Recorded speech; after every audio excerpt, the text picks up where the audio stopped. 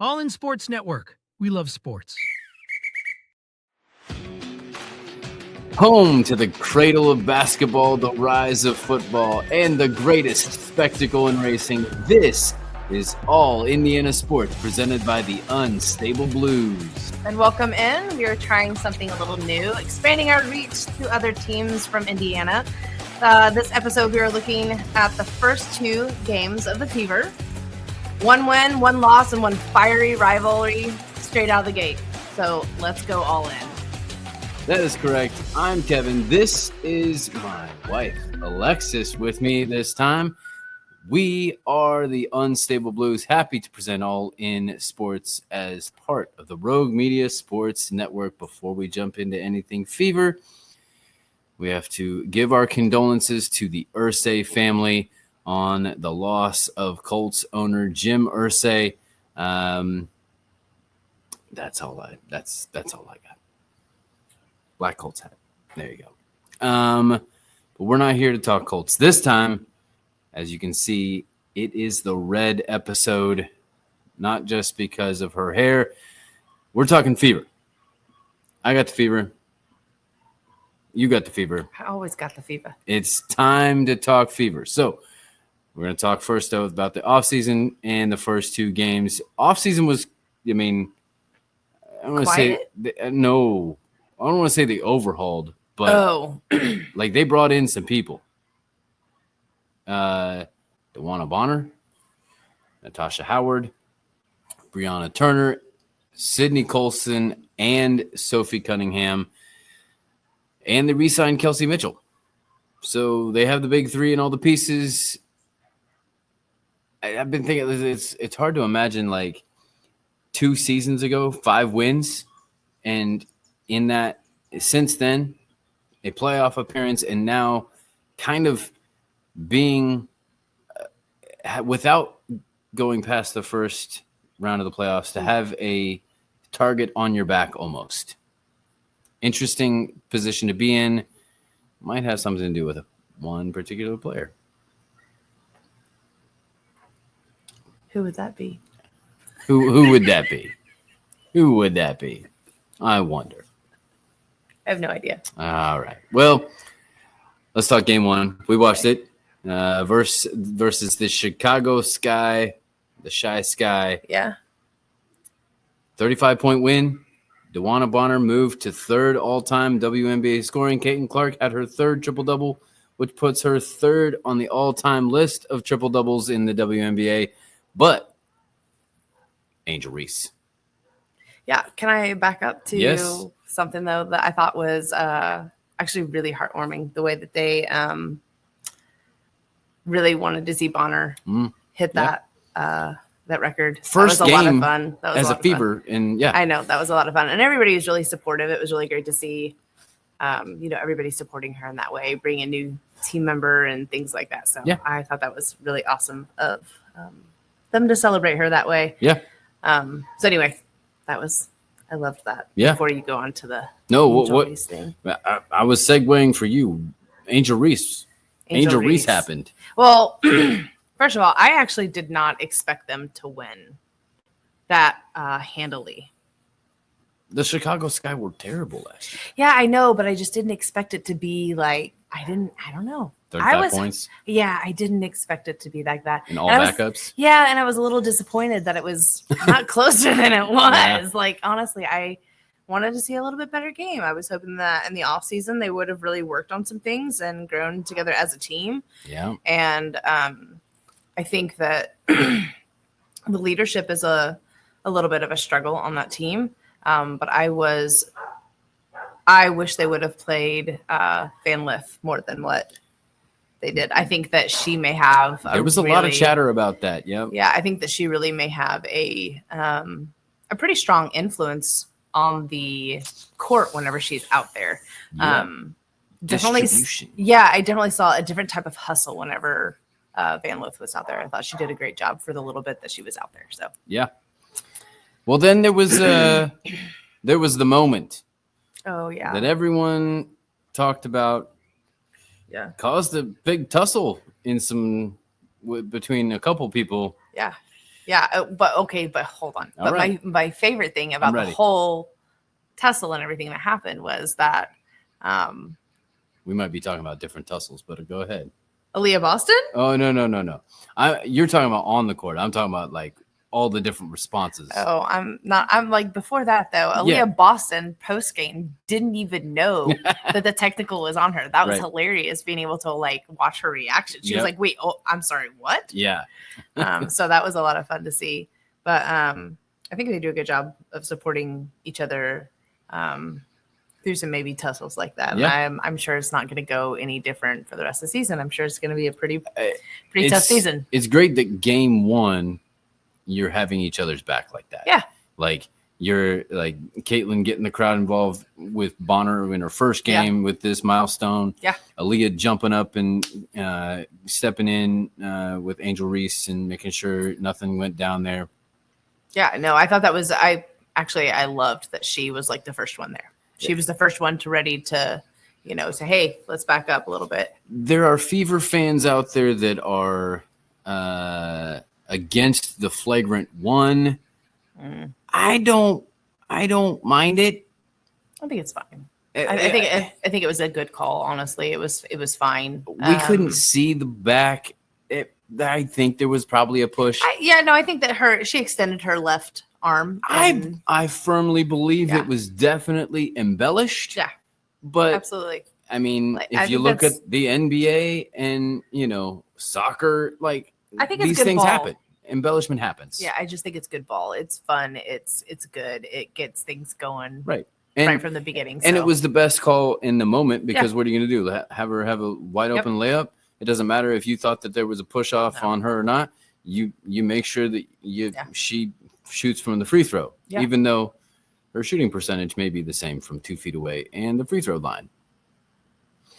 Just saying, if you have 12 points and 17 rebounds, that is off. You want more points than you have rebounds. Otherwise, you are padding your stats with rebounds of your own misses. Yeah.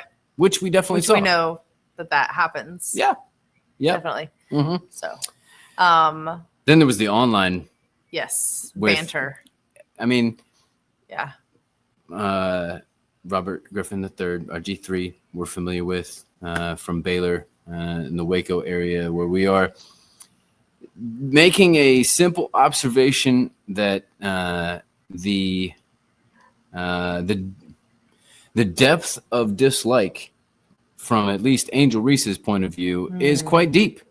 Yeah. And he just simply pointed out from on the court situations that have happened, including the tussle that happened. Yeah. Well, and I think that while there may be a little bit more emotional feelings towards one person, we'll say, I don't know if it's hatred or anything like that, but like, I definitely think that Caitlin feels the same way. I think she just handles it completely different than what Angel does. Not necessarily saying one way is good or bad. I think that Caitlin's got a lot of class whenever it comes to handling that type of thing, and I think that's important. And speaking of a lack of class, then Ryan Clark decided to get back by going after wife and her color of skin, even though RG3 just kept it on the court. Tough one. I'm not going to step in the middle of that one, but that seems like a line that you would not cross. It's family. You don't do that. That's all we'll say on. Yeah. Any other news or notes? Game 1, it was a win. Game 2, 91-90 home loss, but they were down by as much as 15 in the second half. Is that still? You played it at a fairly high level of a sport. Is that still a moral victory? Is that such a thing? Yeah. No, is a loss still a loss? How does that work? I think it's a loss. A loss is a loss, but I think that also one thing that I said is that they're going to come back fired up. They're going to be ticked off and they're going to be ready to play. And I think a loss like that early in the season is beneficial to their season as a whole. It will tell them where they need to work more on things. It'll tell them when to, lay a little low, when to play harder, when to, how soon they need to step things up. Because I think that's really what happened, is that they just didn't step it up quick enough.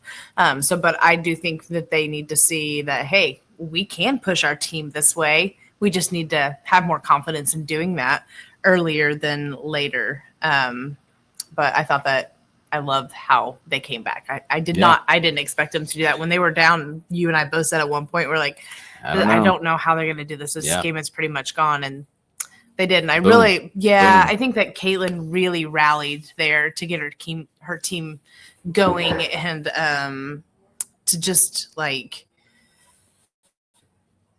see them come back from that big of a deficit. They really, and that's what I said, they just got to get something going. And Caitlin did. She was able to just pull off a couple right there and got them going. It just really rallied the team. But you brought up a point during the game that you didn't know if she was, I don't know, did you say clutch or a closer? I'm interested. I don't know. I'm interested to see that, especially with,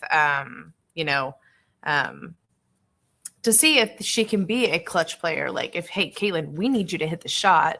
We've seen her do that. And I think that, in college, she did that. Like, I saw that in college, but I'm just curious to see at this next level, to see if she's going to be able to be that player for them. Or if, Kelsey Mitchell actually does a really good job in some clutch positions. Right. Too. To be fair to your point, I don't know if we've ever really seen her hit a game winner. Yeah.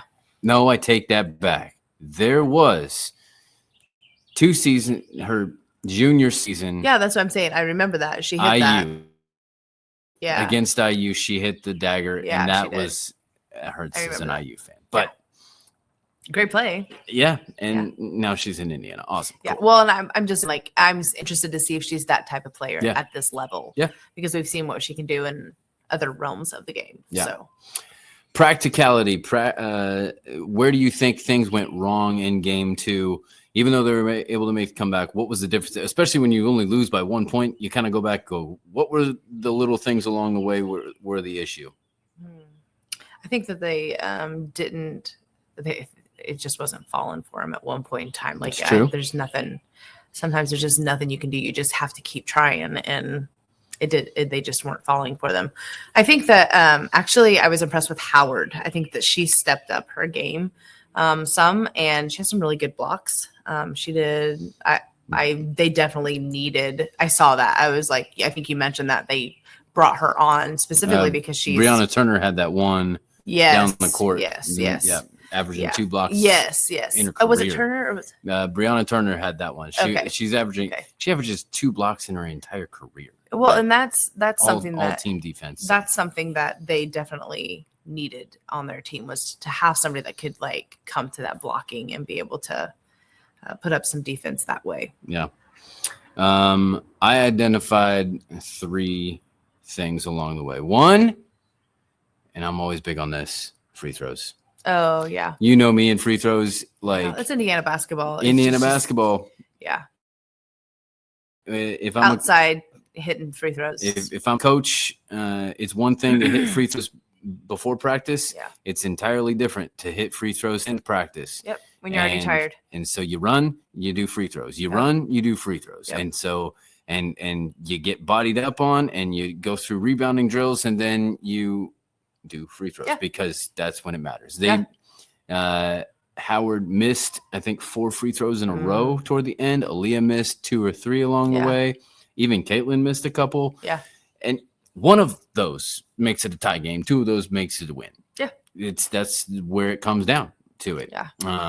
One of the biggest stats that you can look at to decide the game is free throws. You know? I think that I don't remember what happened, but I think Lexi Hull had a foul that I was like, why did she? Oh, the take foul? Yeah. Yeah, the take foul. Yeah. Yeah, I think that was kind of a little bit of a turning point, too, that I was like, why did she do that? Yeah. Yeah, that was a little rough. There's sometimes you can and should do that.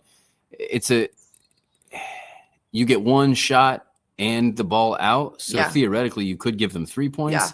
but you prevent them from getting an easy 2. So if you make a stop on the defensive side, you've gained a point. Yeah. If they hit the free throw, it's a gamble either way.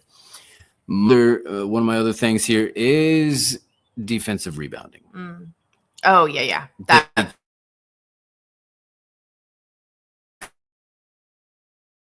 not